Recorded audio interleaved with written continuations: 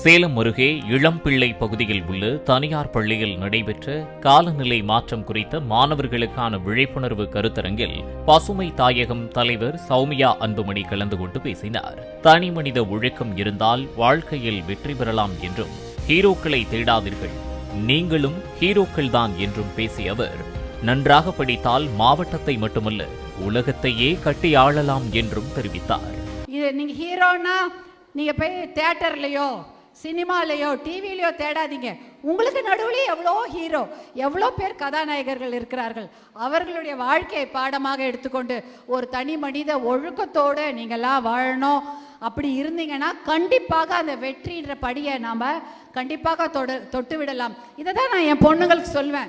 என்னடா இந்த அம்மா அட்வைஸ் கொடுக்குறாங்கன்னு நினைக்காதீங்க. உங்களுக்கு அறிவுரை சொல்லுவது என்னுடைய கடமை. என்னுடைய மகள்களுக்கு சொல்லுவது போல தான் என்னுடைய குழந்தைகளான உங்களுக்கும் நான் சொல்கிறேன். அதாவது அறிவுரை என்றால் ஐயோ அட்வைஸ்ன்னு நினச்சிக்காதீங்க. அட்வைஸ் இல்லை, ஒரு தாயாக உங்களுடைய ஒரு பெரியம்மாவாக உங்கள் எல்லாருக்கும் இந்த அட்வைஸை உங்களுடைய அறிவுரை சொல்கிறேன்னு நினச்சிக்கோங்க. அதனால் ஒழுக்கத்திற்கு முக்கியத்துவம் கொடுங்கள். படிப்பு தானாக வரும். ஏன்னா நீங்கள் ஒழுக்கமாக இருந்தீங்கனாலே ஃபோக்கஸ், டெடிகேஷன் இருக்கும். படிப்பு தானாக வரும். படிப்பு நல்லா வந்ததுன்னா இந்த உலக விஷயங்கள்லாம் உங்களுக்கு தெரியும்.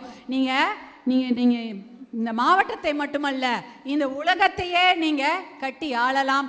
உலகத்துக்கே நீங்கள் ஒரு முன்மாதிரியாக இருக்கலாம். தனி மனித ஒழுக்கம், படிப்பு, அடுத்தது இயற்கை, இந்த மூணையுமே நீங்கள் ஒரு கூட்டாக சேர்ந்து பார்த்து உங்களுடைய வாழ்க்கையை வாழ பழகிக் கொள்ளுங்கள்.